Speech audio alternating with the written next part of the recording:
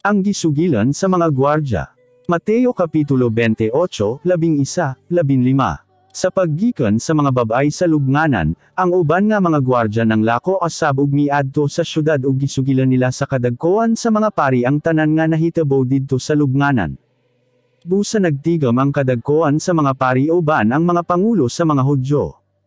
Nagkauyon sila nga hatagan nila og daghan nga kwarta ang mga sundalo aron dili sila musalti kon ansa gayod ang tinuod nga nahitabo. Gitadloan nila ang mga sundalo kon ansa ang ilang isalti sa mga tawo. Mingon sila, saltihin ninyo ang mga tawo nga samtang nangatulog kamo kagabii, miabot ang iyang mga sumusunod ug gikuha nila ang patay nga lawas ni Jesus. Kon madanggan kini sa gobernador kami na ang maantigo nga mupasabot kanya aron walay dawtan nga maitabaw kaninyo. Busa gidawat nila ang kwarta ug gituman nila ang giingon kanila. Busa hangtod karon mao kini ang sugilanon nga gipakaylap sa mga Hudyo.